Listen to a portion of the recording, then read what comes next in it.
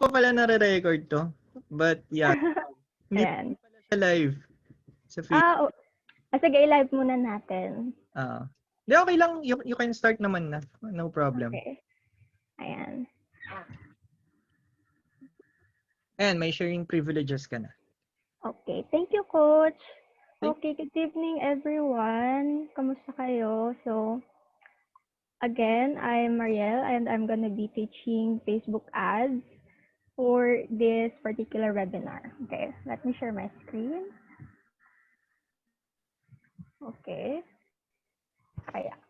Ready na, ready na. Let's get started. It's going to be about avoid the common mistakes most entrepreneurs make, okay? But first, I just want to introduce you who I am again. So I'm Mariel Tiana, and I just wait.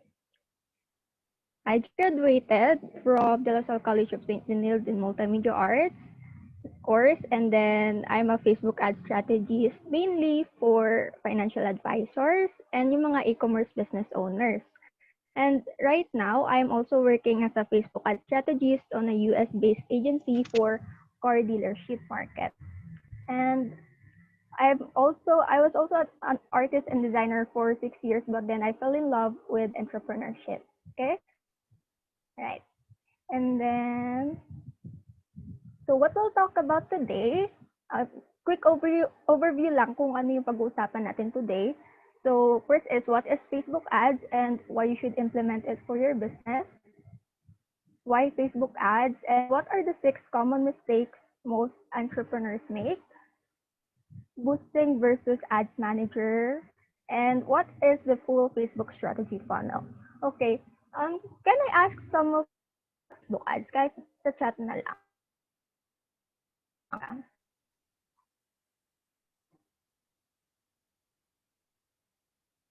Ako ba yung chat? Ano yung chat?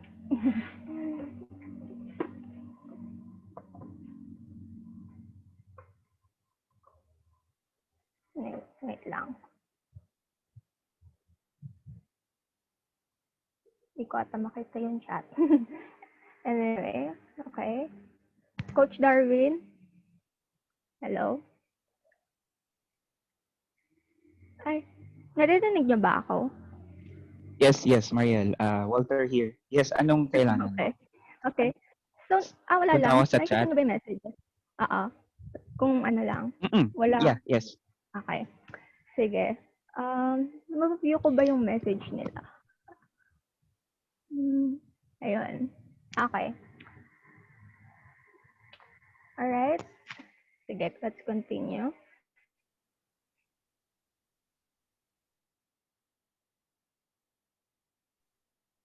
Okay, so first is, I just want to ask if ready na ba kayo. Can you just type here sa ating chat box if ready na kayo? Just need to know. Alright. Thank you. And alright, so first, let's discuss what is Facebook ads. Okay, so hindi ito yung boost button na lagi nyo nakikita, okay? So, paid advertising platform ang Facebook ads where you can promote yung products nyo and services nyo to Facebook users. And Facebook uses information, that's why you can target your ideal target audience by knowing your market's demographic, age, interest, behavior, job type, status, and geographic location. So basically, nako-collect ni Facebook yung information lahat ng users na gumagamit sa kanya, and from there, ayun, nagagamit ni Facebook yung information to give us the target or the ideal audience that we want to promote our products and services to. Okay, and then you can show Facebook ads to Instagram, Messenger, Audience Network, and ayun, iba-iba pang FB partner platforms such as yung mga in-stream ads. So, yung may mga nag-i-stream, let's say, sa gaming center, ganon. Okay. And yeah. Why Facebook ads? Because 80% ng internet users and yung customers mo ay nandito. Nagpa-Facebook sila. And asking why you should invest your business on Facebook ads is the same thing as asking why you should give $1 when you can get $2 or 3 more in return. Okay, first is your customers spend most of their time on Facebook, and Facebook advertising is the most targeted form of advertising. Talagang ito yung talagang ang pinaka-highlight nito is matatarget mo talaga yung ideal audience mo, which is super great. And Facebook advertising is the cheapest form of advertising. Do you know na makakapag-advertise ka na as low as 52 pesos per day? Ayun. And imagine if you use traditional advertising, let's say commercial, so aabot ka ng million doon and ilang seconds lang, tsaka hindi mo pa targeted yung audience na may papakita mo ads mo. Syempre, hindi siya like kasing kasi hindi mo hawak din, hindi ka mabibigyan ng hindi mo hawak yung results, parang hindi mo makikita yung results din. So, pero let's say, of course, maganda for brand awareness din yung using commercial TV. Pero like, if you don't have that kind of budget, and I suggest Facebook ads is a really, really strong platform that you can utilize. Okay, so Facebook advertising is fast. Ngayon, let's say mag-set up ako ngayon ng ads, later or tomorrow, mag-run na siya. So, ina-approve siya ni Facebook usually ilang oras lang hanggang 2 days at most na. Okay, so Facebook advertising increases revenue, sales, and leads. And Facebook advertising is measurable, unlike traditional and insanely expensive and immeasurable advertisements, katulad ng sinabi ko kanina. And your competitors are using Facebook advertising. So, imagine yung competitors mo, gumagamit ng Facebook advertising. So, nare-reach nila yung ideal target audience mo habang ikaw na hindi nag-advertise ay parang binibigyan mo sila ng pabor kasi wala ka sa platform, tsaka wala silang competitor masyado and mas mura yung ads sa kanila kasi wala nga silang competitor. Okay, so bigyan ko lang kayo ng sample ng anatomy of a Facebook ad sa mga talagang wala pang idea about Facebook ad. Okay, so first is, ayan, sa taas yung tinatawag nating ad copy. And yung ad creative naman, yung mga pictures, video, JS, image, sa carousel. And then, yung call to action button natin, and then yung headline. Okay? So, okay, let's proceed with what are the common mistakes most entrepreneurs make. Okay? So, first is ito na. Using and relying on boost posts.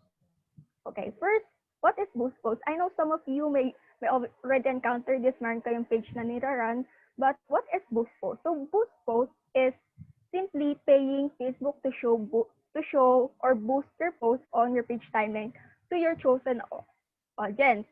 And why you should reconsider doing boost post? Kasi ang boost post is a parang rich campaign. Ang target niya is makakuha ng likes, shares, and comments. But likes, shares, and comments is not equal to sales. So, limited din yung customization options ni Boost Posts to achieve results. And boosted posts are the simplest way to advertise on Facebook. And it is also the simplest way to make Facebook sure without getting the results you really want. Okay? Okay. Next is I want to introduce you naman to Facebook Ads Manager. So, okay, what is Facebook Ads Manager? Okay, Ads Manager is a Facebook tool that lets you create and manage your Facebook ads. You can view, make changes, and see results for all your Facebook campaigns, ad sets, and ads. So dito sa Ads Manager, may tinatawag tayong tatlong level. May campaign level, may ad set level, and then may ads. Okay. This is more advanced and effective to use rather than boosting if you want your ads to focus on sales and return on investment. Lalo na if you are pursuing e-commerce, I suggest you really have to use Facebook Ads Manager para hindi ka magsunog ng pera sa kakaboost ng post kasi hindi mo hawak yung results. And with this, with FB Ads Manager, makikita mo talaga, kokontrol mo yung results mo. So, explain ko pa later on. Okay, so paano gumawa ng Facebook Business Ads Manager? Just go to business.facebook.com, okay? Alright. So, ito lang, Venn diagram ng Boost Post versus Ads Manager. Okay. So, yung Boost Post is ginagawa siya sa loob ng Facebook. And dinideliver niya lang yung post mo for reach or engagement. Tapos, limited lang yung campaign objective ni Boost Post, which is meron lang siyang for campaign objective na and limited data lang din yung for targeting your ideal audience. And limited din yung ad placement ni Boost na sa newsfeed mo lang siya pwedeng i-show unlike itong kay Ads Manager. Si Ads Manager, created siya through Ads Manager, which is yung link na binigay ko where you can do that, okay? And this Ads Manager is designed for specific goals. And meron siyang 11 campaign objectives and advanced yung data niya for targeting your ideal audience. And eto naman, nag-appear siya sa Facebook and other partner platforms like Instagram, InStream Ads Marketplace, and ayun, Audience Network. And ang maganda sa Ads Manager, may tinatawag din tayo ditong split testing, which I'll explain later. And parang ito talaga, may kita niyo yung data niyo para ma-improve niyo at ma-measure niyo yung campaign niyo kung kamusta na ba yung campaign ko? Naubos ba yung pera ko? Or may results ba ako? May kita niyo lahat doon sa Ads Manager, okay? So, ito pa. So, ito yung interface ng Boost Post. May kita nyo, yung goal niya is apat lang, get more leads, messages. Actually, mas naging updated na to ngayon eh. Dati, konti lang yan. And then, ngayon, ito sa Ads Manager, may kita nyo, dito merong tatlong row na awareness, consideration, and conversion.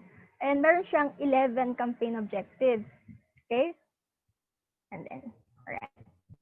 So, nakikita niyo yung difference, sobrang laki. Tapos dito, meron siyang tatlong campaign levels. So, talagang mas detailed, mas makokontrol niyo yung ads niyo and to get the results that you want for your business. Okay?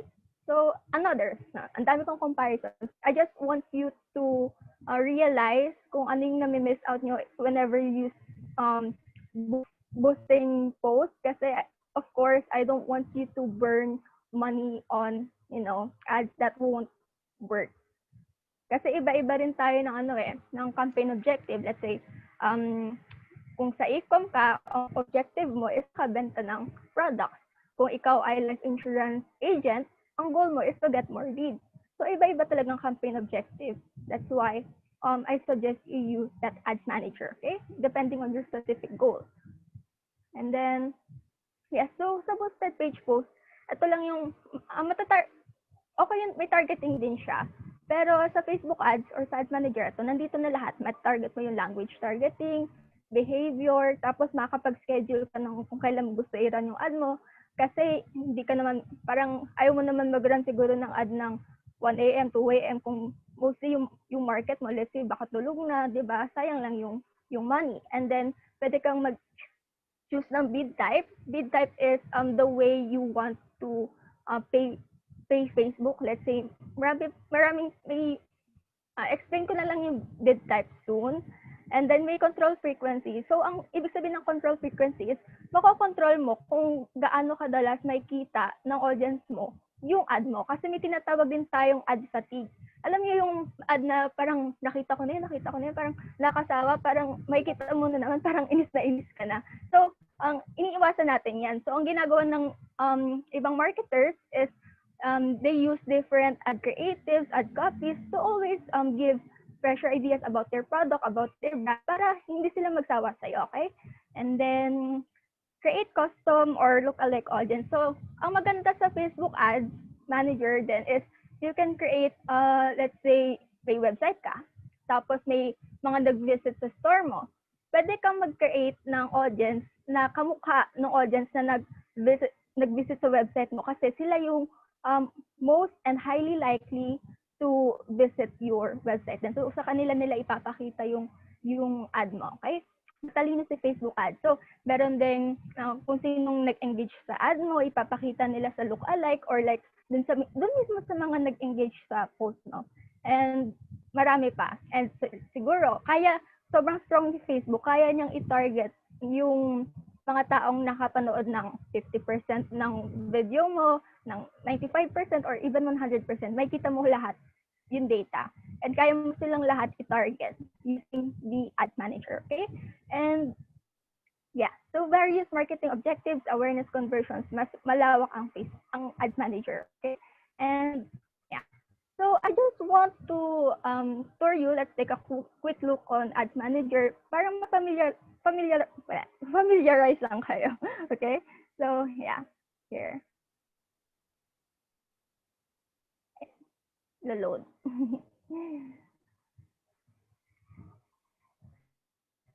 Okay, so this is my dad's Ads Manager. So I'm using for this lesson. So okay, wala pa tong laman. So ito yung itsura ng Ads Manager, okay? And then makita nyo may tatlong level dito, which is yung campaigns, yung ad sets, and then yung ads. So of course we're not gonna really deeply discuss this kasi talagang abutin tayo ng ilang oras. So we're just scratching the tip of the iceberg. So para ma-familiarize lang kayo, para hindi yung after ng webinar parang wala pa akong idea about gets yung theory pero like hindi niyo talaga alam kung ano ba yung Ads Manager or like ano ba yung tsura niyan, kasi mamaya ma-overwhelm kayo pag we don't get through this, like sobrang quick lang. Okay, so sa campaigns, let's say create tayo. Ito makikita nyo yung awareness, consideration, and conversion. Usually, brief lang, ang brand awareness and reach, ayan yung reach, ayan yung nasa sa boosting post. And most marketers na uses this consideration, for financial advice or na mga insurance agents, they can use lead generation or messages campaign, and then for mga store naman na may website, they will use conversions campaign. So iba-ibang objective yan. So let's say brand awareness, pag if you have money to burn on ads and just create brand awareness about your, kung gusto mo magpakilala sa audience mo, ganon.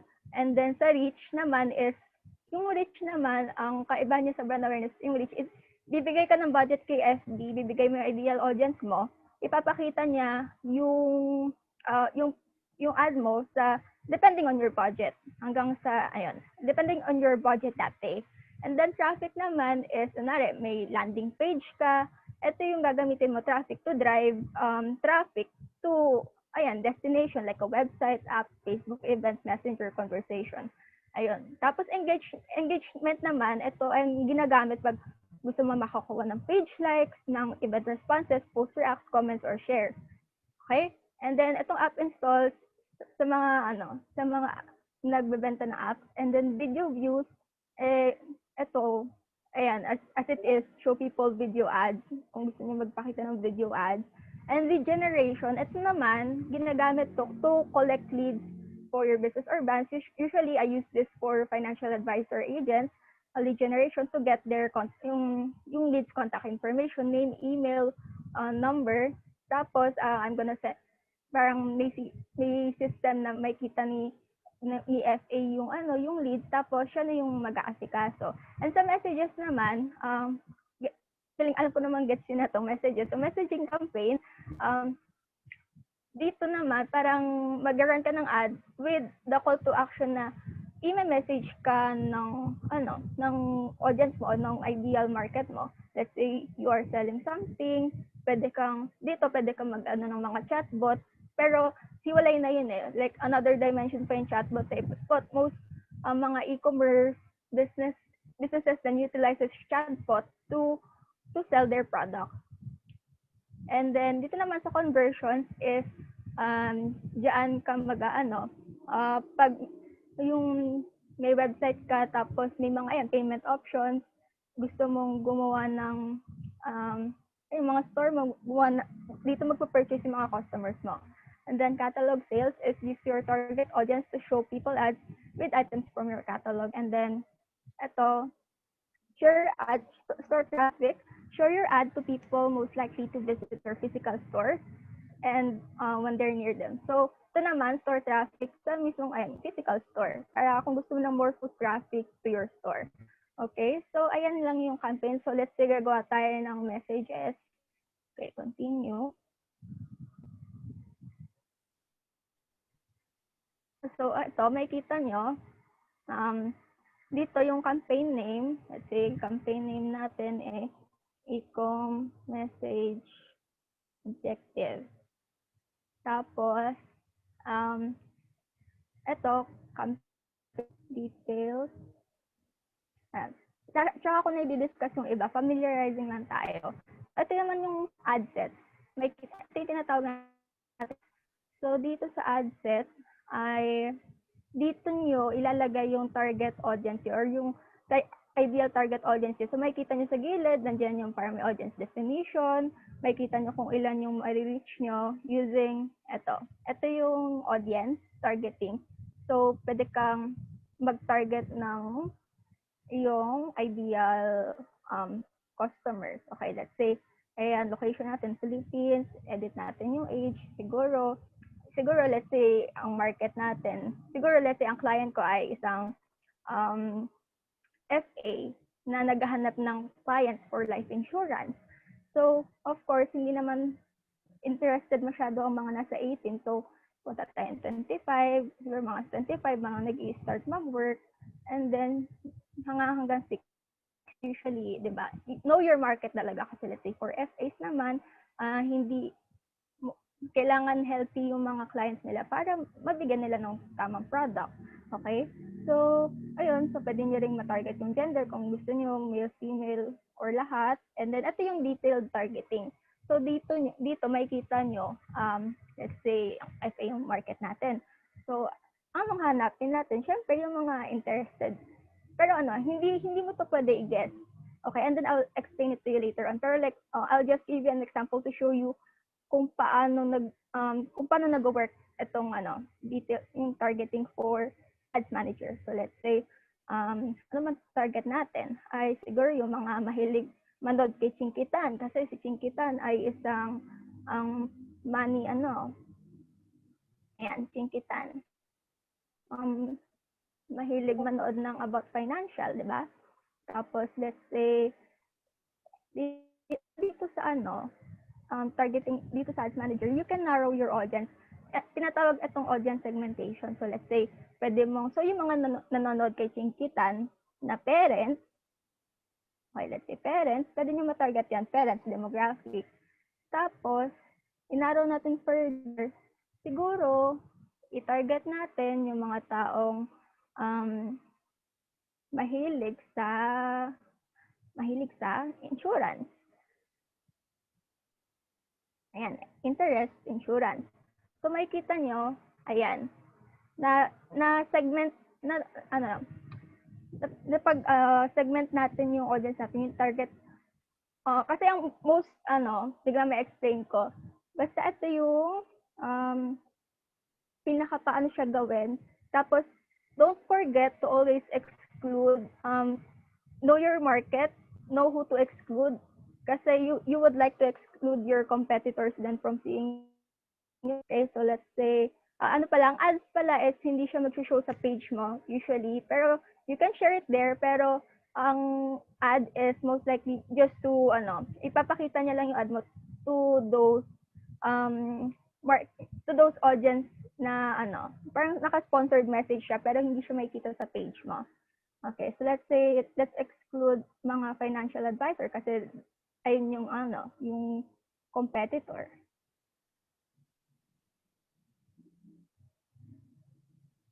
Ay, may question tayo. Sige, later I will answer the questions. Thank you for asking.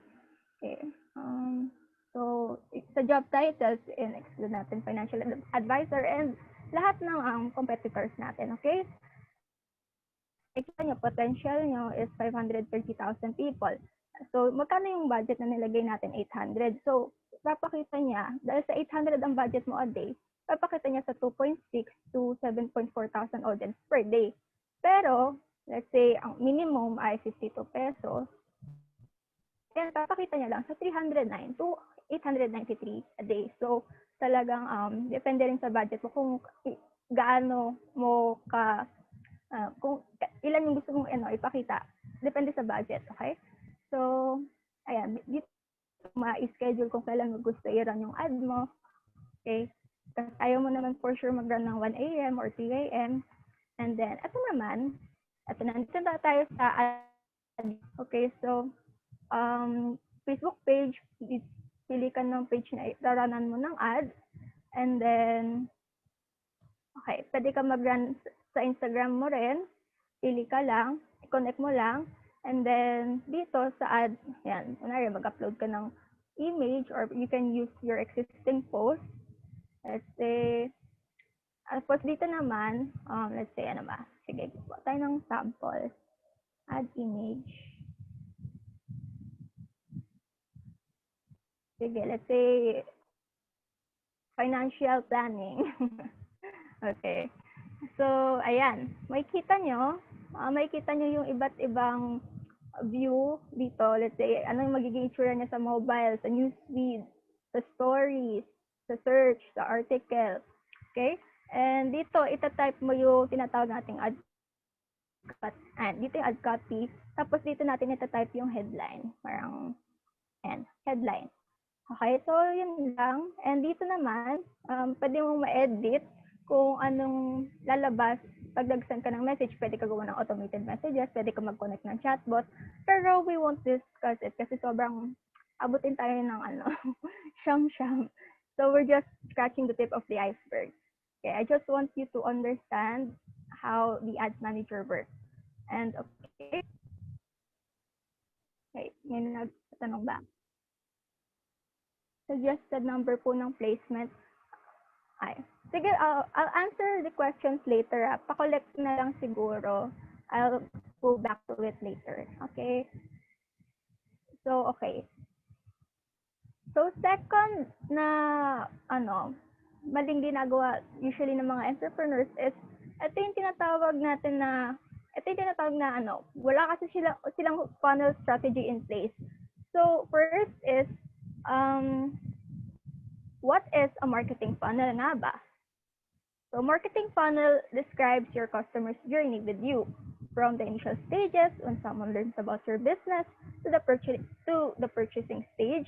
Marketing funnels map ito yung sample.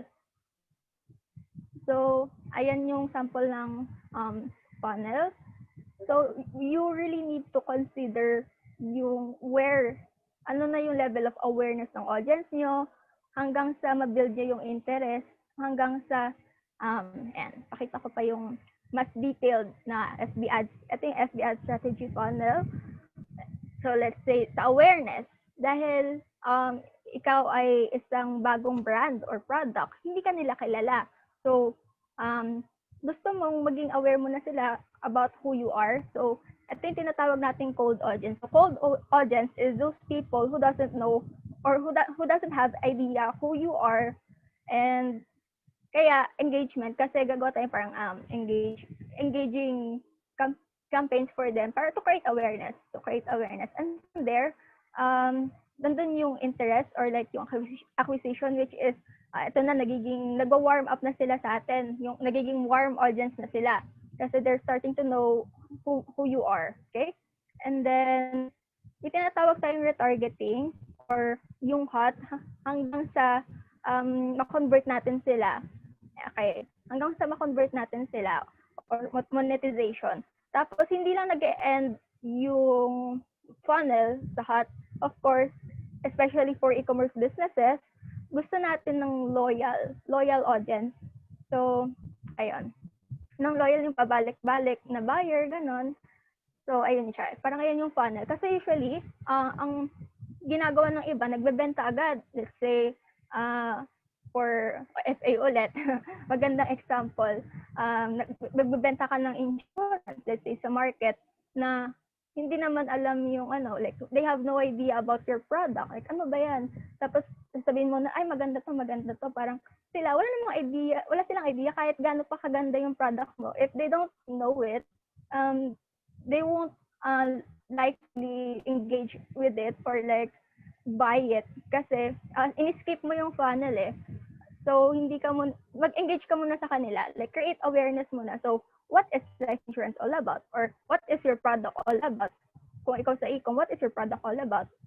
Yung branding mo, ayun, hanggang sa warm up sila before you sell. Okay?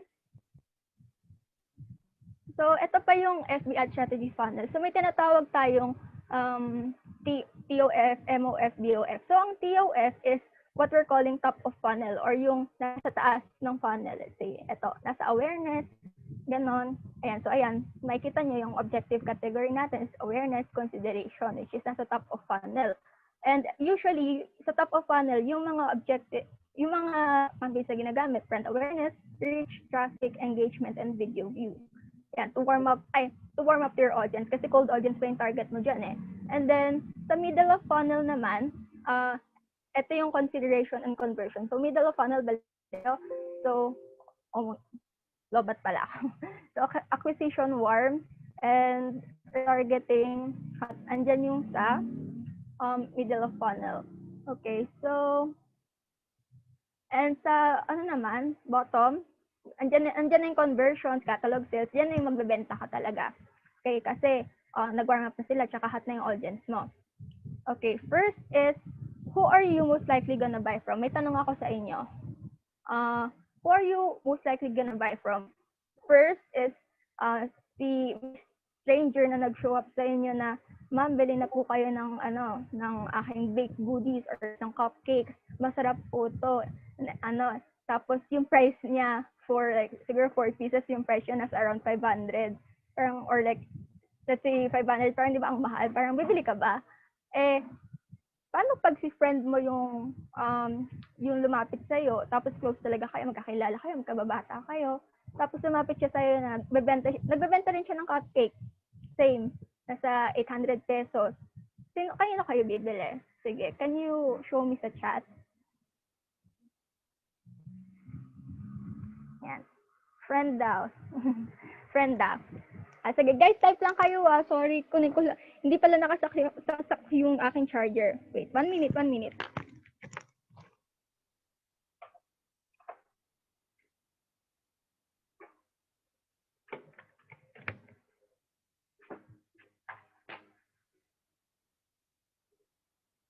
Okay.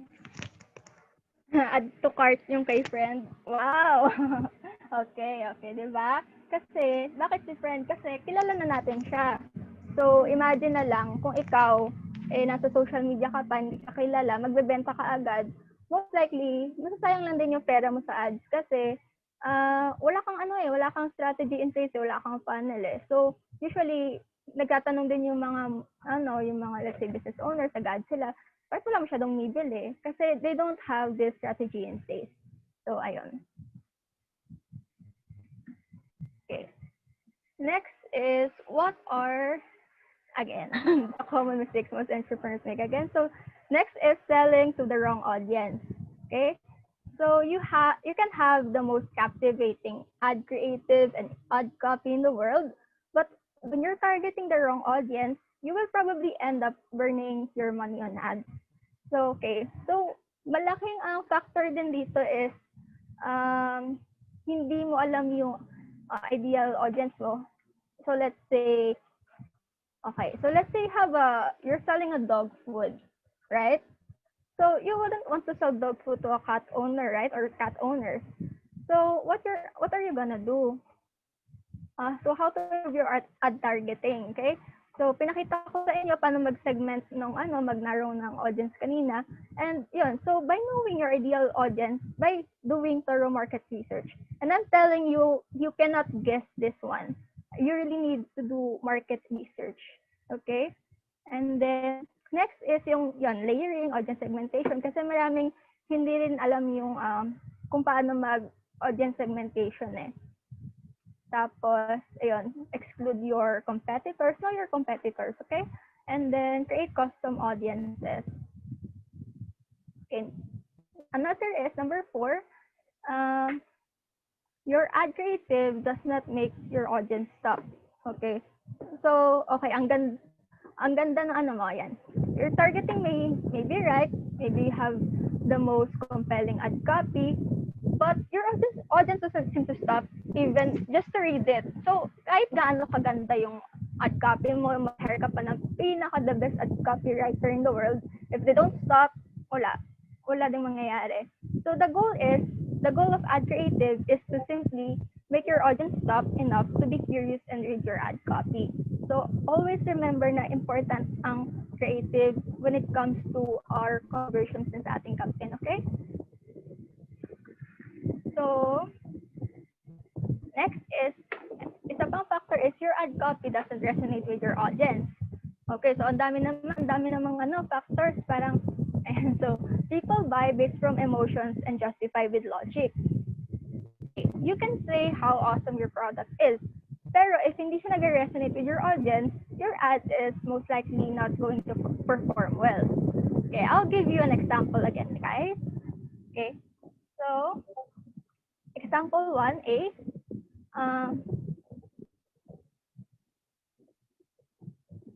example A, this car has may nagbebenta ng kotse sa inyo.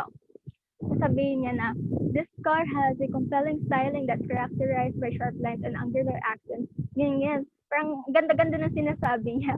Pero, ano bang gusto talaga nung audience niya? Ang sabi ng client sa kanya is parang, hindi niya alam na gusto niya ang client niya is naghahanap lang naman siya ng parang simple lang na car, good for the family, yung kasya sila, kahit hindi naman ganun kaganda, ganun. Basta yung okay na, hindi niya kasi, parang hindi siya gumawa ng research din about yung gusto ba ng audience niya. So usually copywriters, gumagawa sila, nagre-research sila, nagre-deep dive survey sila kung how they're gonna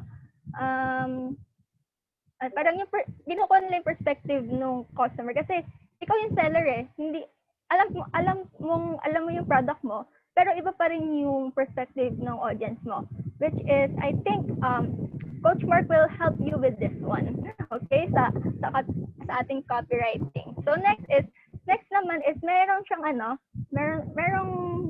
sales agent naman nagsasabi na, are you looking for a vehicle that is within your budget that can fit your whole family? This car is perfect for you and your family as a 7-seater, perfect for road trip, vacations, as well as meron siyang comfortable design. So tell me, who are you gonna choose? A or D? Sa chat na lang. Right? Diba ang ganda-ganda ng sinabi? Thank you, Mike, for answering. Okay, thank you for answering. Okay, B, diba? Parang ang haba-haba na sinabi mo dun sa iba. Sa isa parang ganda-ganda, complicated, pero hindi naman nag-resonate sa audience mo. Kaya wala rin, diba?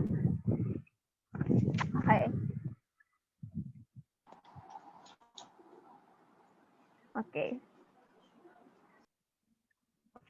Ay, sorry. Thank you for telling me nakatapat yung pan sa mic. Sige, thank you. Okay, so next is, what is that one ad that struck you the most? Can you tell me, can you give me an example ng advertisement na talagang hindi nyo makalimutan? Just give one example sa chat.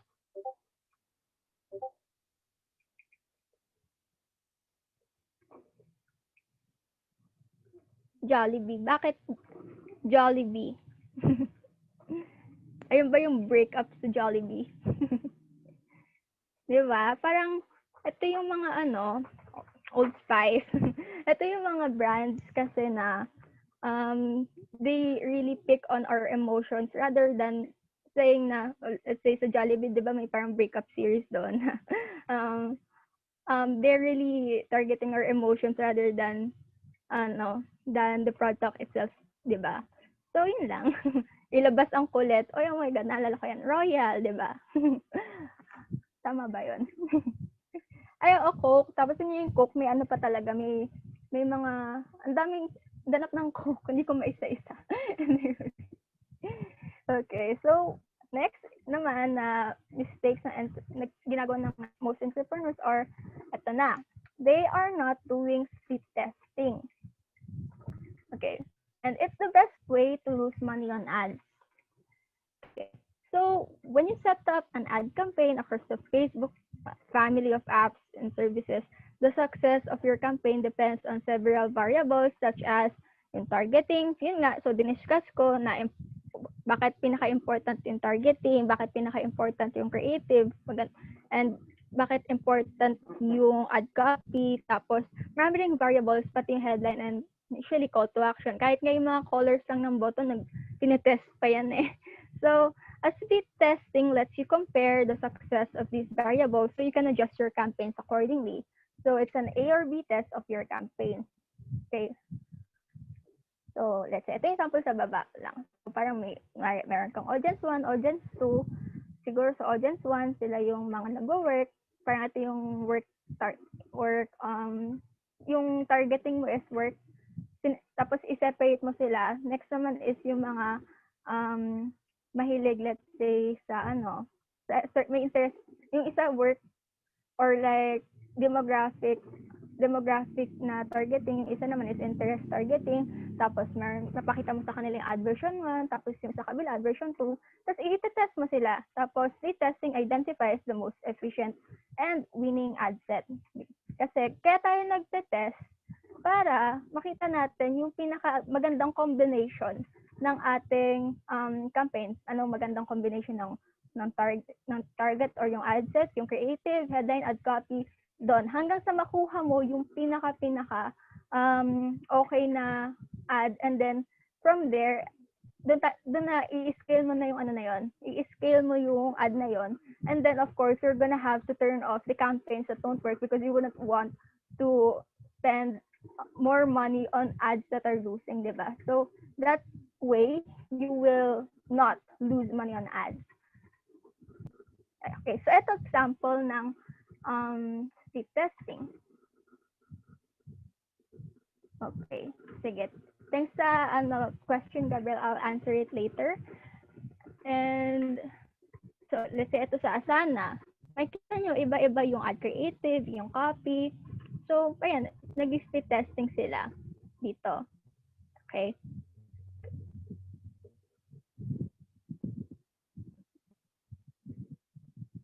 Okay. Next is, it's how to make it great on Facebook ads with e-com. Okay, ito naman focus na tayo on e-com. And so this is just a few Facebook ads tips for e-com. And marami pa. And okay. So, okay, Facebook ads for e-com. First is, may tinatawag tayong average order value, diba? So, okay, what is average order value for e-com?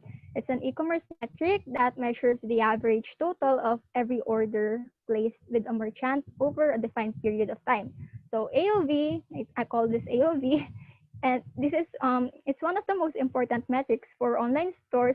So kailangan nyo maging aware because it's the driving key business decisions such as yung advertising and store layout and product pricing. So okay, first is eto, let's nag-run tayo ng ads sa e-com. Tapos, may marunong na ba dito like, yung who's familiar with AOV. So, this is how you compute it. Let's say nag-run tayo ng ad for this. Ang amount spent natin ay 153,000.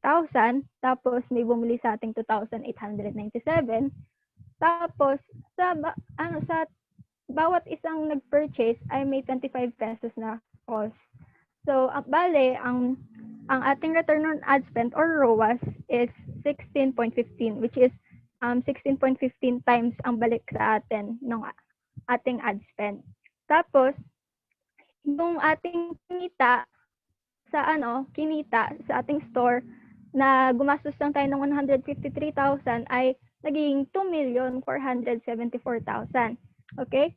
So, okay. So, let's say, yung cost per para makuha niyo yung average order value or yung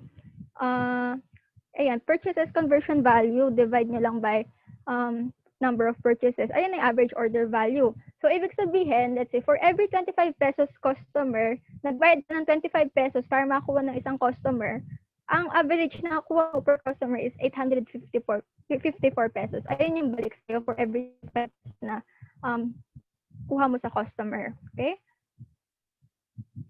Okay, so next is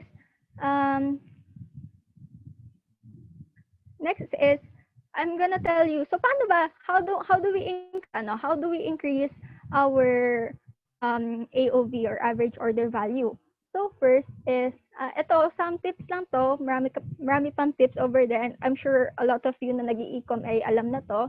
So first is may mga gumagamit ng countdown. Usually lalo na sa mga nakikita ko sa mga dropshipping, may mga countdown din sila pag may sale, nag-buy one take one na kasi you can leverage your customers FOMO. FOMO is yung parang ayaw nila magpahuli sa something good that's happened or like may sale, ganun, yung mga ganung customers, okay?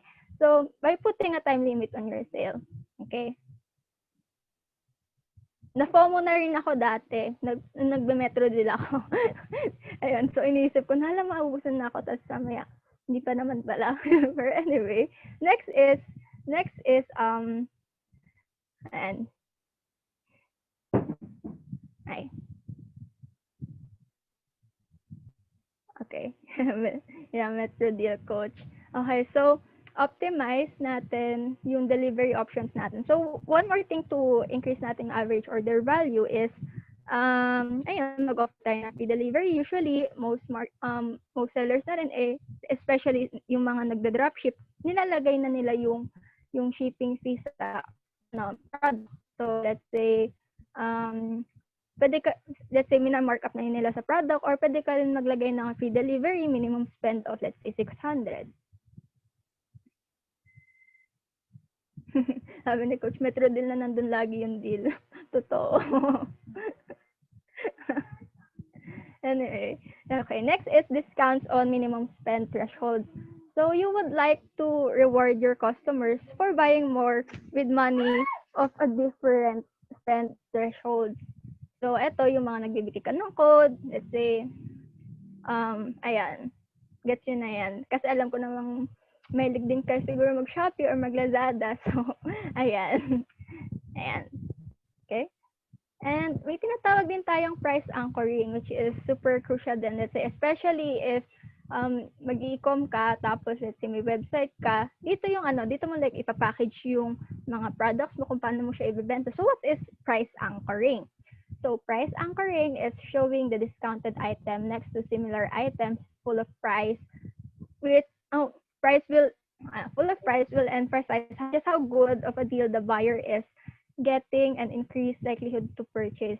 With this, you can also display the cost savings of buying the discounted items. This places parang a visual amount of money in front of the buyer, which they will then be more likely to consider making further purchases. So let's say pakita natin etong premium plus basic plan, di ba? Tapos ayan, di ba, usually naman nakikita niyo na yun, di ba? Parang minsan napapaisip din kayo, ano kayang pupunin ko dito? Pero usually na-lure kayo kunin yung nasa gitna. So usually yun yung strategy doon, di ba? Tapos next is ito naman, let's say ito sa shoes. Ayaw mo naman mag-price anchoring na ang lalapit lang ng pricing mo, di ba? 24, 28, 31. Siguro, ito maganda tong nasa taas, yung naka-check. Kasi, let's say, $24 yung boots, tapos yung isa, 68, 74. Ang layo no, sa 24, 68. Tapos yung 68 tsaka 74, parang magkaano na, wala, parang ina-anchor mo siya usually to get yung nasa gitna. Pero, yan. Okay? Next is, ayan. Okay. Sige.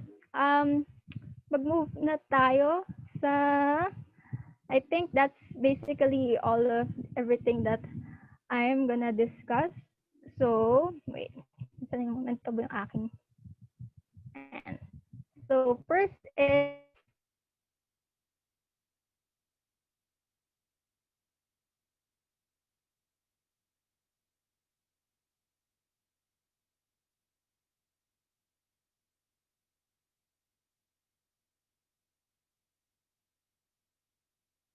okay, first,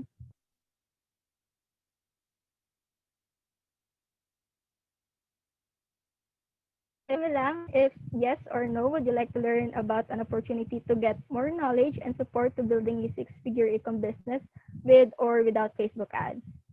Yan. Sa chat na lang, yes or no.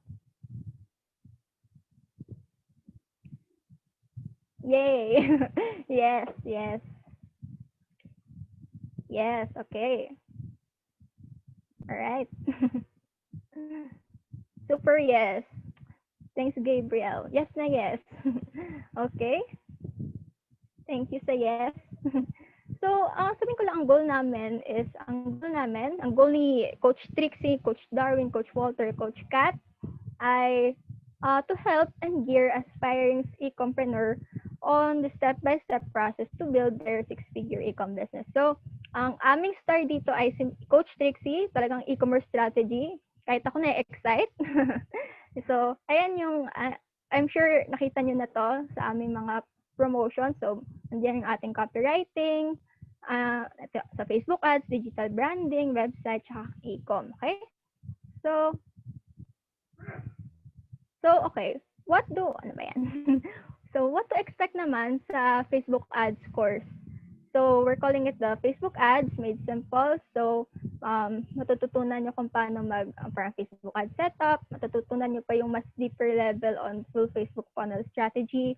Kung paano mag-set up ng Facebook pixel and why it's so important that you have a Facebook pixel if you have a website and you're running an e-commerce campaign, and custom conversions, creative and ad copywriting, how to manage the metrics. So, how to manage the metrics, paano yung malalaman na okay ba yung aking campaign, am I losing money, and to create custom and lookalike audiences, yung iba-ibang scaling methods, to know when to scale your campaign. So, yung iba-ibang scaling methods, may tinatawag tayong horizontal scaling and vertical scaling. Tapos, meron tayong retargeting methods. Okay? Tapos, yung data analytics, bid strategy din. Okay, so may bonus. May bonus tayo. So, nandito rin, I'll also share with you how to make an effective ad creative, plus yung list of tools available. And I'll also provide the script template sample to create an effective e-com ad. Okay? So, yun. May pasabog din sila, ang mga coaches sa aming first. Tama ba, Coach? 25 students mamaya. Bangag na ako nilagay ko rito.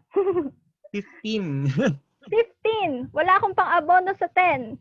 15. Okay. Kung wala akong pang-abono sa 10. Wait. So, basta, okay. Guys, isipin niyo 15 students yan. Anyway, so, merong pamigay la coaches ng premium WooCommerce plugins and Thrive Themes template na 5-year subscription. And then, meron din free 3 months web hosting. So, first 15 students to, And, yeah, so, yung value netong WooCommerce is around 50,000. Tapos, yung value naman netong web hosting per month is, 2,250. So, okay, for the first 15 students. Okay, now, I'm sure alam nyo to, get a chance to win a lifetime scholarship, guys. Sign up to our waitlist and see the instructions. I know a lot of you already signed up, and grabe, ang daming like yung nagko-compete, parang grabe, guys. Pero feeling ko kaya nyo pang humabol. So, share nyo lang yung inyong up viral link, and let's see. So, kailan mag-open yung ating course? Mag-open yung course sa October 21 sa Wednesday. Okay?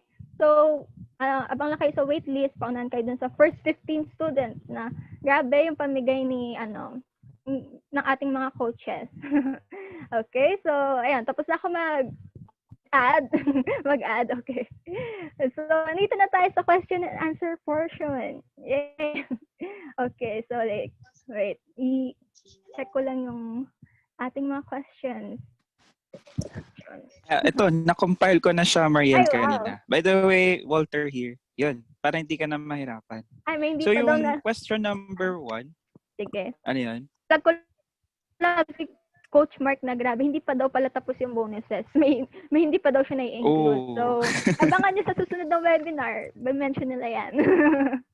Okay. O baka naman daw, sabi ni Gabriel, Mention ba share mo yung ngayon, up-viral Coach? link mo. Hindi naman. May mention lang kasi si Mariel about the template. pero hindi ko pa siya kasi na-include dun sa dun sa sales page natin. Hindi, nandyan yan, coach. Doon ko yung kinuha. Nandun na ba yun? Yes, coach. Diyan ko yung kinuha. Nakalimutan ko. Kasi yun? Okay. Okay. Anyway, Sige, proceed na ba tayo? okay. Sige. Yes, sure. Proceed na. Okay, coach. Alright. Okay, Yun. So, Coach Walter. Mariel, first question from Sir Joms. What is the difference between person A running ad spend compared to person B running 200 pesos budget? So, yung unang person nag-run ng, magkano? Yung unang, ito. Yung unang, parang may kulang yun. Yung question ko. What is the difference between person A Ito nakita ko. running 100 ad pesos spend ad spend compared to compared person to B person B? running to 200 pesos budget. Okay, Yes. so to answer this one, ang mangyayari lang naman is kung yung person B may 200 pesos budget is mas may papakita lang nung mas higher budget to mas maraming audience yung iyong ad. Pero let's say kung run ka ng 100, you don't really need to worry. Pero lang, more on, let's say, magte-test ako ngayon, ang budget ko ay, siguro, mag-run ako mababang budget, let's say 52 pesos a day. Tapos, I get, let's say, 3 to 5 messages per day na may cost per message ng 5 pesos. So, let's say, 100 pesos, 52 pesos a day yung budget ko, tapos 5 pesos yung ko. Parang nandun yung nandun lang yung, usually, nandun yung makukuha ko lang usually per day is 3 to 5 messages. Pero, kung gagawin kong 100, let's say, i-scale mo siya, mas dadami yung reach mo, mas mataas yung yung higher, yung percentage na mas makakuha ka ng mas maraming messaging. Of course, FB ads is parang, it's all about parang the more you spend, the more na of course bibigyan ka rin ni Facebook ng result. Tapos may tinatawag din kasi tayong bidding eh. So, depende. So, let's say 100 pesos budget mo. Tapos, let's say sa leads, may cost per result ka ng, ng 10 pesos per lead, nakakawa ka ng 5 kada araw. Tapos, tinry mo siya i-scale ng 200 para, let's say, from 100, mag-scale ka ng 200 para mas mag-increase yung makuha mong leads. Usually kasi numbers game na kung okay na sa'yo yung yung nakuha mong leads, you can stick to that 100. So like basta yung difference lang naman ng person A, person B, mas marami lang ma-reach si person B na audience kasi mas malaki yung budget niya. Pero it doesn't mean naman na you're like gonna lose or like maubusan ng audience, ganun. So I hope I answered the question. So basically FB ads pa rin is talagang money, may pagka-money game siya. So the more you spend, syempre gusto niya syempre mas gusto niya nag-spend ka sa kanya, di ba? Kaya mas ipapakita niya sa mas maraming audience yung ad mo kasi mas nag-i-spend ka sa kanya. Ayun. Nice. Galing. Guys, sorry. I just want to clarify that wait lang. Mariel, stop share na lang natin tapos Sorry. Okay. Kasi Q&A naman na. Yan. So Yes. Hi. Guys, I just want to clarify yung bonuses that Mariel shared earlier are not everything. Marami pang iba. Grabe, oh. Ay yung related lang sa Facebook ads and all. Mm-hmm. There are more. So ano-ano yon we will share tomorrow tsaka sa Wednesday yung sa dalawang kasunod nating Learning Byte series. Yes. So be here tomorrow then and sa Wednesday. Anyways, continue na tayo sa Q&A. Okay. Yun. Okay, Thanks, Coach. Next question, Mariel, si Gab, sabi niya, does the new ad set connected sa conversion or not? Medyo hindi clear ba yung question? Yung ad set ba ay connected sa conversion? Pwede mag-unmute, Gab, if ever you want Sige. to clarify this question. Kasi kanina parang diniscuss mo yung may conversion part ng ads, tapos after na nag-proceed ka sa new ad set, separate ba siya or pareho lang? So, ang ad set po is, doon nyo lang po lalagay yung inyong target audience. So, basically, ang conversion po is yung campaign, nasa campaign level po siya. So, let's say, ang campaign po ninyo, di ba may 11 campaigns po tayo sa Ads Manager. Yung isa po ay conversion. So, conversion is a campaign na gagamitin po natin kung may website kayo. Tapos, ang ad set level naman po ay doon nyo po ilalagay yung inyong ideal target audience. Tapos, from ad set, nakakonect naman siya sa ads. Nasa baba niya ads. So, let's say, nandito sa taas yung campaign level, which is the conversions, and nandito sa baba, yung ad set, which is dito mo ilalagay yung target audience. And then, nasa baba naman is, nandito yung ads mo. So, parang naka-structure lang siya. So, ano yung campaign objective, ano yung, kanino mo gusto ipakita yung ads mo, and ano yung ad mo. Tapos, from there, ipapublish mo yung ad mo. Or like, dun mo na, mapapublish yung ad. So, parang naka-process lang po siya ng 3 levels. Nasagot ko po ba yung tanong niyo, Sir Gab? Yes po. Thank you. Okay po, you're welcome. Ayun. So, next question. From Mike, suggested number po ng placement. Suggested number of placement, okay. Depende sa ano mo, sa, let's say, kung ano bang product ni Sir Mike. Usually, I suggest na talagang Facebook, you can use may manual tsaka may automatic. Pero usually, mas nagfo-focus ako sa sa Facebook newsfeed tsaka sa Facebook newsfeed. Pero depende rin kasi sa anong product mo. Let's say, ang product mo ay skincare or like beauty brand na pampaganda or like makeup, of course, you would like to utilize IG kung malaki yung following mo sa IG. And I will also run on Instagram.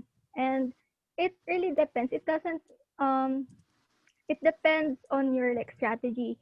So, if beauty brands, you can run on Instagram and focus on Facebook newsfeed. Pero usually, yung sa Messenger ay hindi ko na ini-include kasi yung tatanong ko ba sa inyo, may nakita na kayong, of course, siguro may nakita na kayong ads sa Messenger nyo, and I'm sure most of you hindi nyo binubuksan yun, di ba? So, ayun, depende sa product, sa campaign strategy. Kaya, iba pa rin parang talagang know your audience kasi alam mo kung saan sila tumatambay. Alam mo kung saan sila tumatambay. Diba? Kung nasa marketplace ba sila, nasa Instagram ba sila, sa Facebook. Pero most users nasa Facebook. Kaya talagang suggested din is talagang newsfeed ng Facebook. Ayan. Okay. Okay. Hello. Yun. So, next. What is FB Pixels, sabi ni Gab? Okay. So, Facebook Pixels po ay, Facebook Pixels is parang, it's gonna track, so kailangan to pag meron kayong website. Kasi if you run an ad without pixels, hindi nyo matatrack kung ilan yung, let's say, nag-visit sa store nyo. Kasi with Facebook Pixels, you can optimize your campaign, your website, kasi malalaman mo kung ano yung button na kinlik nila, anong video pinanood nila, nasaan silang part ng website, or let's say, kung may landing page ka, let's say, nagbebenta ka ng product, tapos pansin mo, marami nagka-cancel ng order, may kita mo sa pixel, like yung lahat ng actions nila. So, important yun kasi doon mo may kita yung sales mo, yung numbers ng website visitors mo, yung actions na ginagawa nila. So, you really need to track that to always optimize your campaign. Ayun.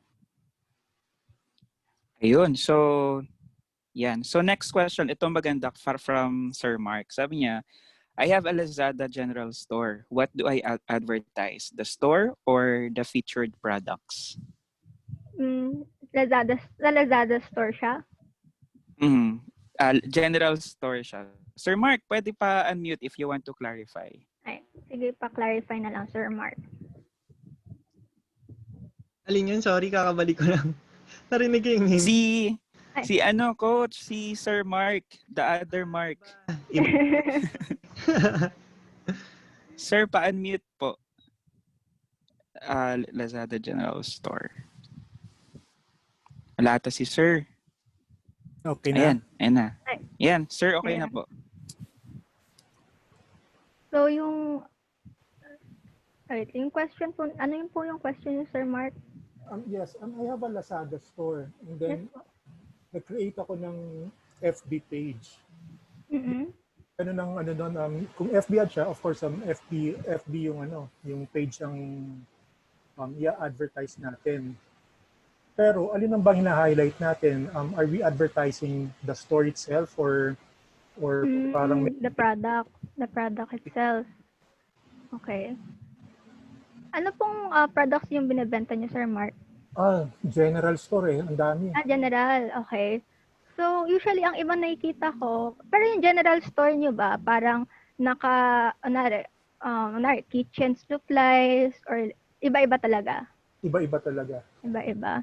Iba-ibang category. Okay. Usually, what you can do, if talaga iba-iba, pwede ka naman mag-run ng traffic, let's say, feeling ko, pwede ka mag-test. So, talagang, yung key is nasa testing. You can test, like, your different products. You can run ads for your different products. And you can also use, you can try running different products. You can try running yung tinatawag na mayroon tayong carousel. May carousel, tapos may kita nila doon. Di ba usually pag nag-scroll tayo sa Facebook, may makita tayong store na may iba-ibang products. Tapos, ayun, you can, sa akin, hindi ko mako-conclude na store or like product kasi nasa testing pa rin po siya. So, pwede po kayo mag-test. And kung ano pong nagiging winning, doon po kayo pwede mag-skill. So, usually, share ko sa inyo na pag nagte-testing kayo, huwag kayo mag-all out sa budget agad.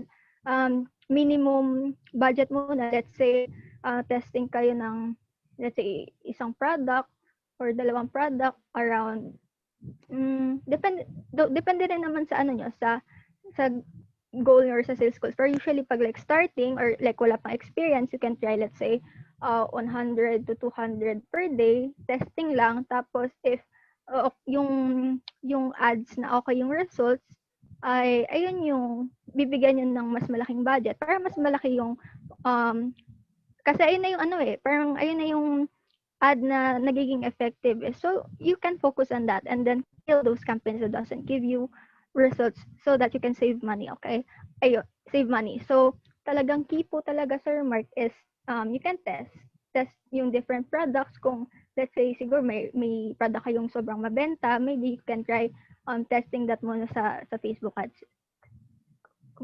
At saka sobrang bago nung store, so talagang hindi pa siya talaga kilala. Now, I want to create it like parang branding the store itself. Yeah.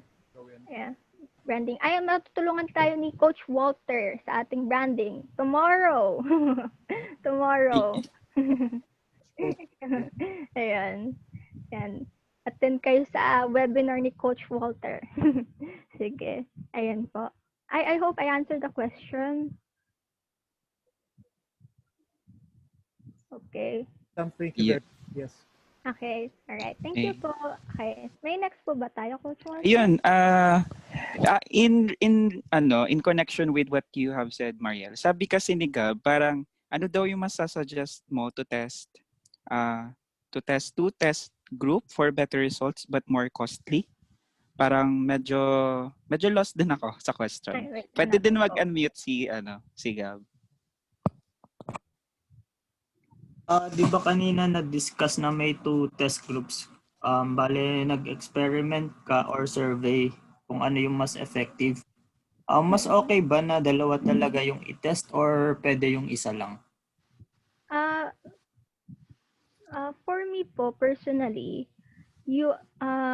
dalawang testing ng group is actually konti pa. Usually, nagte-test ako ng minimum ng 3 different audiences. And if gagawa po kayo ng audiences na itetest, make sure niyo po na hindi po magkaparehas yung targeting niyo sa audience 1, audience 2, at saka audience 3. Kasi bali parang sayang din kasi yung pera niyo kung parang sayang yung pera niyo, yung oras niyo kung magte-test kayo ng 3 different ad sets or audience na parehas lang din palang interest at behavior. So, usually, kaya nagte-test ng audiences talaga para makita natin kung sinong audience talaga yung nag-resonate with our product or with our brand. And from there, after mo ma-test, and doon mo na i-scale yung inyong campaign. So, i-scale nyo po yung budget. Nandun na yung scaling. May ibang dimension pa siya. Pero, nandun po yung So, yung question nyo is, mas magandang mag-test ng 2 kaysa isa. Yes po. And I suggest to test more than 2 rin po. Kasi hindi naman, you can spend as low as 52 pesos per day for testing. Pero, yun nga lang, baka mabagal yung results. Pero, I suggest talagang test different audiences rather than sticking to one. Kasi, as much as possible, we want to see the best combination na magbibigay talaga ng results sa inyong campaign. Kasi mamaya, isipin nyo na, let's say, nag-run ako ng isang audience na isang ad lang. Parang, ay, nakita naman ako dito. Parang okay naman eh. You don't know na later on, if ever nag-test kayo, or you don't know, you might be missing out na if ever nag-test kayo na may isa pa palang campaign, may isa pa palang combination na mas mataas yung return on ad spend, mas mataas ang sales compared dun sa una na parang medyo satisfied ka na, ganun. So, talagang testing po. Ayun po. Nice. Ako pala may follow-up doon. Mariel, pag halimbawa nag-test ka, parang narinig ko din before na even if you're doing your test, mag-earn ka pa rin naman, di ba? Tama ba? Yes po, of course. Your testing kasi, parang testing, parang pa rin. Of course, your goal pa rin is to make a sale. So, from there, kasi parang testing is para maliit pa lang yung budget mo. Tsaka ka lang mag-scale pag tapos ka na mag-test. Parang like may proven na yung campaign mo, yung combination ng ad set, ng campaign, ng ad, doon mo i-scale. So like, parang tapos na yung testing nun, ayun na yung tinatawag nating scaling after non-testing. Ayan. Nice. Yeah. Okay, so another question from Tess. Naku, medyo mahirap ata to. Paano gumawa ng FB Pixel? Ayun. Paano gumawa ng... to be honest, wag po kayong matakot sa Facebook Pixel. Hindi yan nakakatakot gawin. So, Facebook Pixel is, lang siya, parang may code lang siya na makikita nyo pag, if you go to the settings ng Ads Manager, tapos may Events Manager, doon punta lang kayo doon sa Events Manager, and then create kayo ng, parang lagay kayo ng connection.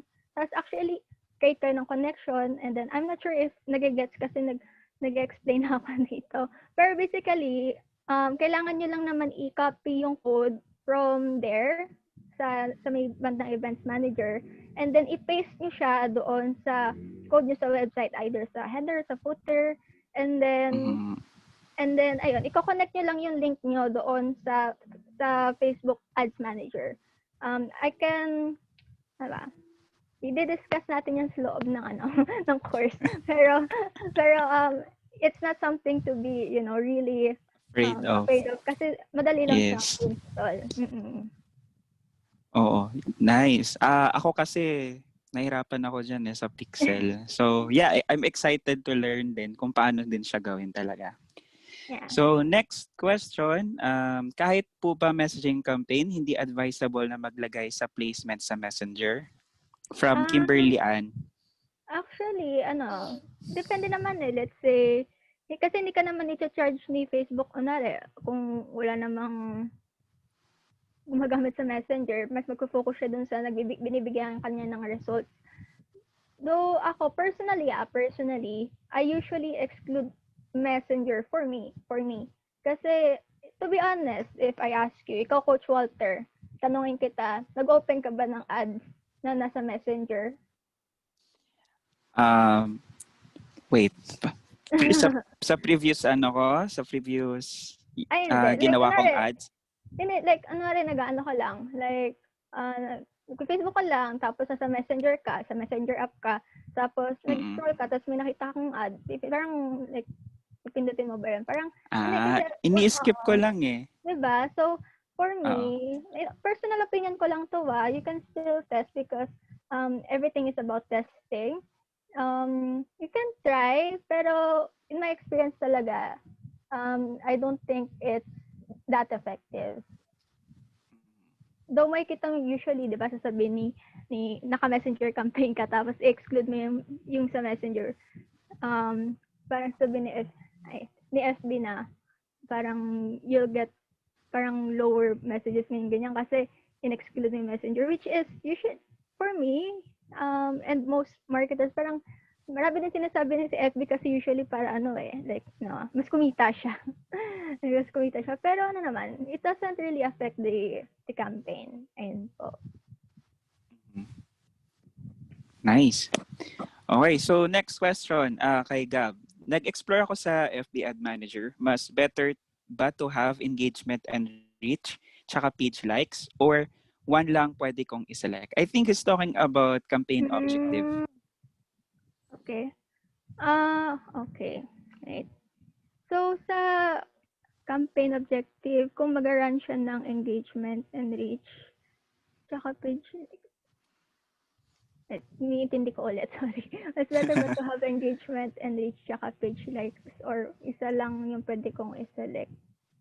Pwede po pa-clarify, Sir Gab? Yes, please, Gab.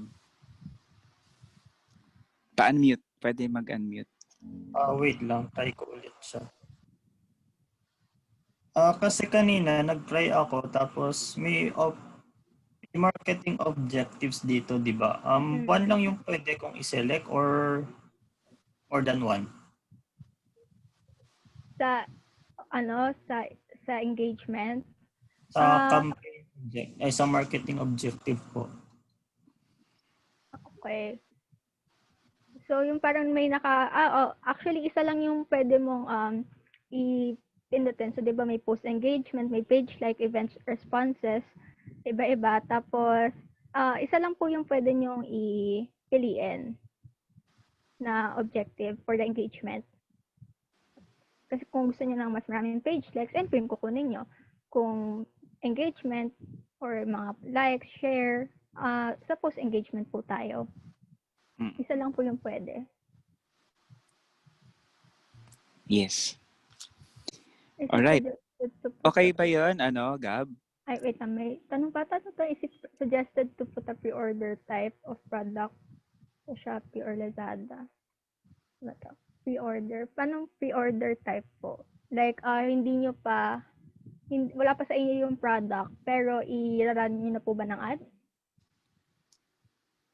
Kasi may nakita ako na nag-post ng product niya na pre-order type from US. So, suggested ba siya? Or Actually, usually po kasi ginagawa po ng mga marketers is before they buy a product to save money, to avoid spending na hindi naman babalik yung investment, is talagang first is ginagawa nila, nagpa-product testing muna sila. So, ang ginagawa nila is gumagawa sila ng ad,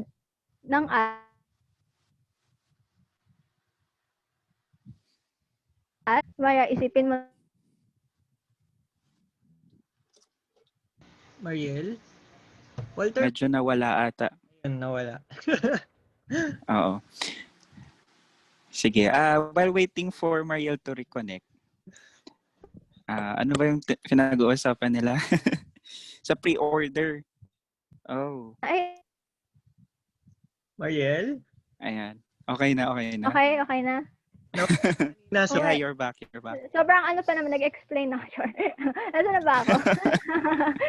Okay, wait. Okay, so what as I'm saying, most mga mga nagbebenta ng products is talagang kinetest muna nila yung audience kung kakagatin nila yung product kasi ikaw, like, let's say personally, iniisip ko, ay, parang winning product to. Parang bibili ako ng maraming products kasi alam kong parang maging okay to. Pero mamaya, bumili ka ng maraming product. Pero in the end, wala namang bumili. Di sayang yung pera mo pang capital. Hindi pa bumalik yung pera mo, nag-ads ka pa. So, usually ginagawa talaga nila, may pre-order. Parang strategy din to ng iba na tinitest muna nila yung audience. Kakagatin ba nila? Marami bang mag-order? So, pag marami din nag-pre-order, doon pa lang sila kukuha dun sa kanilang supplier. Parang okay, nagiging okay. So, ayun po yung tinitest muna nila yung audience nila usually for pre-order type. So, is it suggested to put a pre-order type? For me, if you're gonna test new products, I suggest you can try it so that you avoid losing money. Yun po. Yes. Lalo na sa Alibaba, meron din siyang MOQ na tinatawag, yung minimum order quantity. So, so before sila purchase talaga dun sa supplier. So, pwede ding strategy yung pre-order. Pero siguro ang idadagdag ko yung ethical way of selling, kasi pag nandiyan na yung product tapos nagbayad sila tapos hindi naman i-deliver yung products, medyo tagilid tayo doon. Hindi namin i-recommend yon. So pag bumili sila, pag hindi i-orderin yung product from the supplier, ibalik na lang yung pera. Ganun na lang. Tama. So bawal yun na, wag natin gawin yun. Ayun, next question. Asa na tayo? Ano po ba mas maganda? General store? Ano po ba mas maganda, general store or niche store? Feeling ko si Coach Trixie ang makakasagot niya. Yes. Yes, we will discuss that soon. Yes.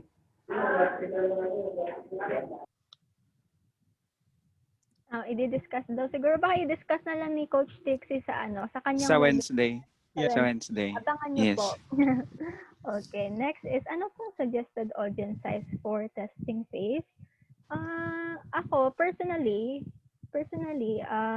nagte-test ako ng may tinatawag na low, median, and high. So nagte-test ako, let's say, ng around nasa 500,000, 800 to 1 million. Pero usually okay na yung 1 million for me personally, like around 1 million or 1.5, hanggang dun lang usually yung max na tina-target ko. Kasi of course you also wouldn't want to really have a narrow audience because magkakaroon ng parang pag sobrang narrow naman yung audience mo, magkakaroon ka ng parang learning limited, which is learning limited na hindi na may papakita ni of course si Facebook yung ad mo kung sobrang konti naman ng mo and hindi niya ma-optimize ng maayos. So usually I go pag isa lang, usually 1 million ang aking magic number. Pero I always test on different sizes then. Right? Always testing. Testing is key. Testing is key po. Okay. Alright. Okay. May question sa akin privately from Mike. May question siya about sa fast action bonus and sa scholarship program. Mike, pwede ba mag-unmute? Mukhang super interested ka. Ayan. Hello po. Hello. Yung question ko lang tungkol doon kasi actually, sabi ko, kaya nung inala sa Anthony Waters, parang unang isip ko yun about sa Facebook at Facebook ads na naman. Kasi as in, I'm losing lahat ng resources ko dito kasi nga parang hindi ko na magets yung FB ads ngayon. So, with regards dun sa yung sa message ko kay Walters, paano yung paano yung like process nun? Tsaka yung guarantee kasi ang hirap, like nung last course ko 9,000 ata binayaran ko. Then parang wala akong wala akong di ko mapagtanungan yung ko. Parang lahat recorded, lahat ng video mag-update siya. May bigay siyang update na updated naman na video tungkol what happening sa FB ads. Pero yung live coaching na session with yun. So paano yung process nito if ever like I'll join or I enroll dun sa course? Yes po. Okay. So, sa course naman namin is hindi lang naman siya like Facebook ads, magfo-focus yung course sa e-com. But of course, lahat ng coaches, we will make sure to help you. So, ako, personally, if you're struggling and you need help, you can call me anytime. I can teach you one-on-one. Mag-schedule tayo. And, ayun, kahit hindi siya like kasama sa like in-offer ko, I'll be happy to help you and all the students na nag-struggle let's say sa Facebook ads if may kailangan kayong clarity. Kaya meron tayong tinatawag na support group to really help you guys with whatever problem it is that you're facing. So let's say if you have a problem with Facebook ads, you need a really one-on-one coaching, you can call me anytime. Ayun. Okay. Tas, Yes. thank you. Tapos, Walter, add ko lang.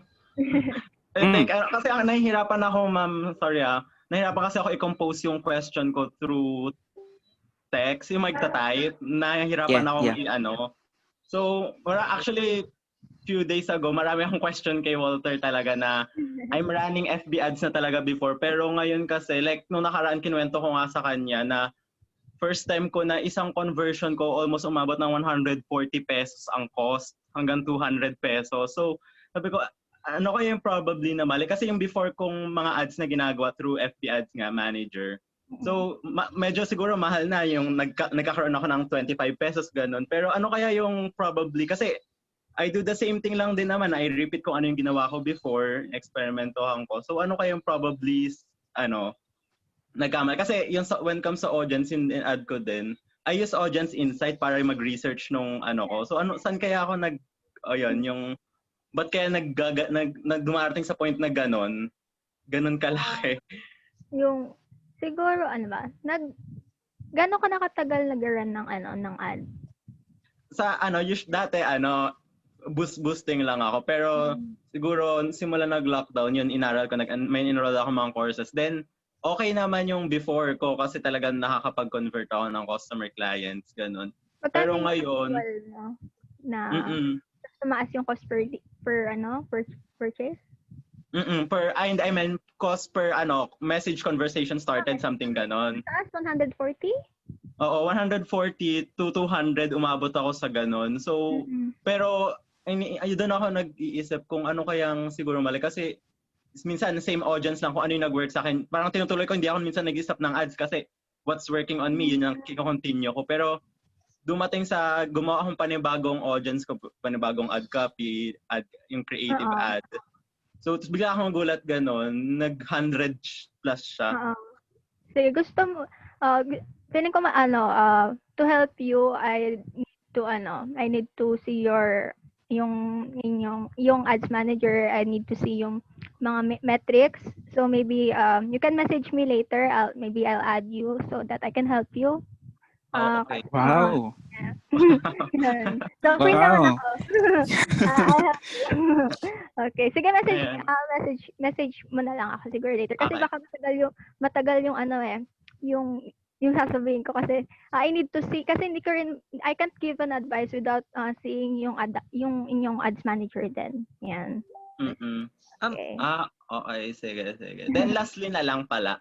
Difference po ng nasa question ko din siya. Difference nung campaign test na A and B dun sa duplicate. Kasi last time nagtatry ako mag-campaign test, hindi ko siya ma-publish na maayos, nakalagay multiple ad set na may lumalabas na error, di ko lang na no objective, something ganun ang lumalabas. Baka hindi ka pumili na kung ano yung part na ite-test, no? Yung nakalagay sa campaign A, yung yung existing na create kong ads. Tapos yung sa campaign B, not eligible, something, no elements. Di ko na-capture yung right message. Hindi ko na-encounter. Pero, we'll see. Sige, message mo ko later. Okay, sige po. Okay. Thank you. Sure po. Grabe, may personal na agad kay Mariel. Mariel, ako din mag-run ako ng ads eh. Anyway, so thanks Mike for dropping by. I hope we can help you sa problem mo. Ayun. So, yes, we'll be limiting the minutes na din at number of questions kasi medyo mahaba na yung session. So, last two questions. Yan. Wait lang. Bro, I just have something to say to Mike. Mike, bro, Sige. I'm sorry that happened to you, no? Yung nakapag-enroll ka tapos walang naging results. Yeah. While we cannot really blame everything on the course or the coach or something, kasi minsan ganun eh, kahit ibigay ng coach lahat, minsan hindi talaga match yung student and yung coach. Parang ganun. Mm-mm. So, I don't know kung kanino ka nag-enroll or something, but Sabihin ko ba? Joke lang. I'm happened, no? But here's the thing. If you're thinking of enrolling to us just because of the Facebook ads, think twice. Think twice. Kasi our course, our 6-figure e-com course will be about e-com. I mean, total e-com talaga. So, yung dropshipping, Lazada, etc., Shopify, na bibigyan namin ng backup si Trixie about Facebook ads, about copywriting, about branding, about tech. Website optimization basically. So, hindi kasing magpadala kayo guys, kayong lahat, not just Mike, sa hype na, uy, kaso kailangan mo lang pala Facebook ads. So, I wouldn't recommend na sa amin ka talaga mag-enroll. I would recommend to enroll in a dedicated Facebook ads course. Kung Facebook ads lang naman talaga yung problem mo. But if gusto mong matuto ng Lazada, gusto mong matuto ng dropshipping, branding, etc. So, yeah, recommend 6-figure e-com. Yeah. Actually, yung purpose talaga kasi, may existing na rin naman ako business sa Lazada tsaka sa Shopee kasi hindi ko nga masyadong pinafocusan pa kasi yun nga, hindi ko pa alam kung how it will run. So kaya nakita ko, sabi ko kay Walter, parang great deal siya kasi nandoon lahat eh. So, ayun. So, hindi ko lang ma-run ngayon just because yun nga, lack of knowledge dun sa sa online mga gantong courses. Like yung dropshipping na sinasabi nyo. Natatakot ako na mag-start kasi wala akong alam. So, may idea na ako sa mga ganun pero nakakatakot simulan. Sige. I understand. Don't worry kasi if that is the case naman pala, we will be able to help you. Trixie pa lang eh. I'm not sure kung nandito pa siya. Pero si Trixie pa lang, ni-review ko yung course outline niya. Kasi ako yung taga-review ng course outline eh. Ako yung check nung sinasubmit nila. So nakita ko yung course outline niya. Bigay talaga lahat. So, ako mismo na-excite. So, ako rin, promise. Parang feeling ko magtutuloy na ako ulit eh. After ko mapanood yung course. So, excited din kami actually. Ayan. Anyway, So, Mike, game tayo. Game tayo. Ayan nag-message sa akin. Alright, sige. See you. Thank you po. Thank you. Thank you din. Ayan, anyways, siguro si Shari na lang kasi meron siyang question dito. Siguro sagutin lang natin. Then, let's wrap up na. Sabi ni Shari is, pwede bang i-delete yung Ads Manager account, then palitan ng bago? I tried it kasi before and it says that na it will be deleted after 24 hours. Then, when I checked after 24 hours, active pa rin. Nag-delete siya ng Ads Manager o yung buong Business Manager? Hello? Yeah, actually oo. Kasi parang, ganito yon. So, nag-create ako ng Ads Manager. And then, medyo nalilito ako kasi in-explore ko pa lang. So, ang ginawa ko, dinalit ko. Kasi parang dalawa yata yung nagawa ko. And so, medyo and pareho sila ng name. So, ginawa ko, dinilit ko yung isa, and then, yun nga, merong sinabi doon na 24 hours, after 24 hours pa siya, ma-delete. Tapos, nung chinek ko kahapon, andun, active pa rin naman siya. So, yun nga, kasi, pwede mong palitan yun, palitan ng bago. Kasi, di ba, different po yung Ads Manager account sa page, tama? Tama po ba? Iba yan okay. So, yung ad account ba or yung buong business manager yung buong business manager. Oo. Okay. Ano pong reason bakit yung like dinelete? Kasi yung name magkapareho? Oo, kasi parang medyo nalilito ako. Kasi nung ginawa ko siya, wala akong pinanood na kahit ano talagang as in Explorer. Ginawa ko lang siya as ng wala akong idea kung ano yung ads manager. So, Okay. meron pa palang ad account. So nalito ako, yung ad account ko same ng name dun sa business manager. And tapos nakita ko iba-iba yung ID number nila. So medyo nalilito ako. Po yun. Okay. Wag niyo po i-worry yan. So, bale, ang ibig sabihin lang po nun, let's say ako, nag-run ako ng ads namin sa six-figure e-com. Yung gamit kong business manager ay yung Top Dog Digital ni Coach. Parang ayan lang is yung parang ano nyo, let's say, ayan lang yung, yung pangalan ng buong business manager nyo. And, sa baba, yung ad account, doon yung let's say, kasi you can create ng ad accounts Different ad accounts. So, if you want, you can create another ad account na iba yun if nalilito kayo kasi, di ba, may same number. So, you can create, kung ayaw ma-delete, you can try creating another, siguro, ad account na lang. Actually, diba ako yun, nalito ko kasi dalawa rin akong akin dalawang BM, pero dinilit ko na yung isa. Nalito rin kasi ako sa number. Business manager. Yes po. Okay. So, thank you for that. Pwede mo pahabol? Question pa. Last na lang. So, nag-try ako ng ads. Pero hindi ko siya na-run. Tinatry ko lang. Gusto ko lang makita kung magkano.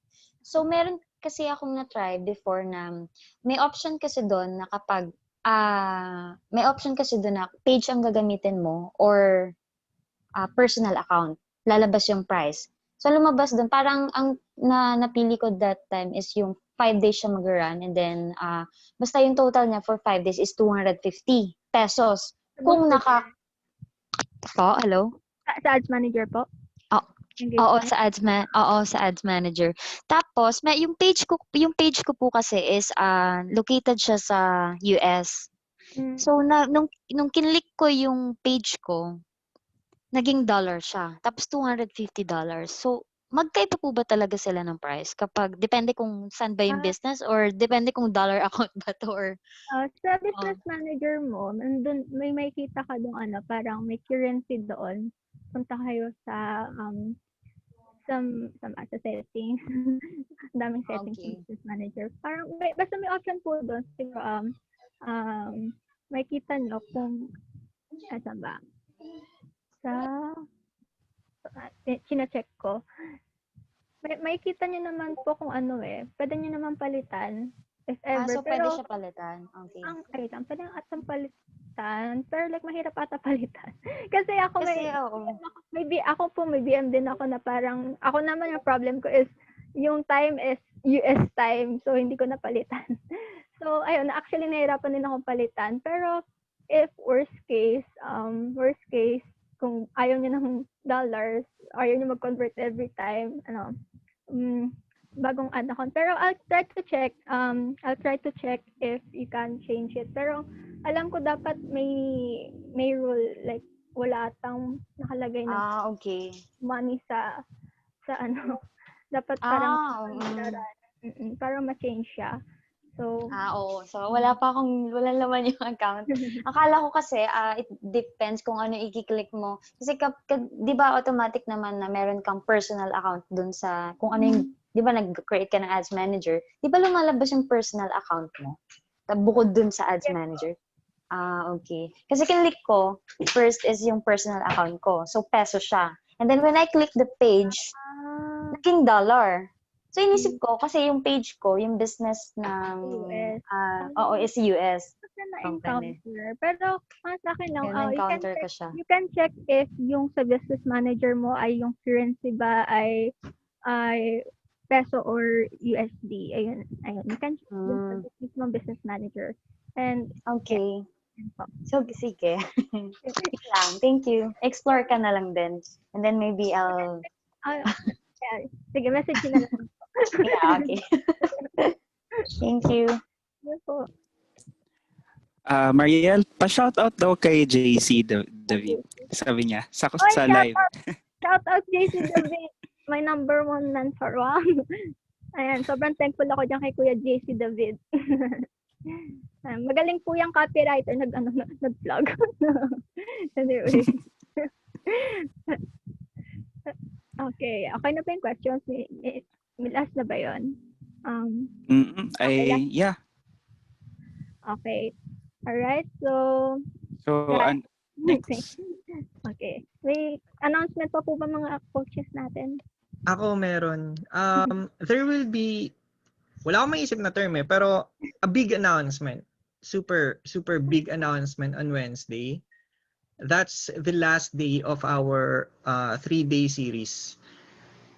Guys, don't miss that kasi promise, ewan ko kung ngayon nyo lang siya makikita or nakita nyo na siya sa iba, not sure. Pero yeah, basta, may something big will be announced on Wednesday after Trixie's webinar. Yeah. Yes. Yung tipong matataranta ka pagka-announce na promise, parang gusto mong lumabas ng webinar tapos maghanap ng isa pang tao. Ayun na. May hint na.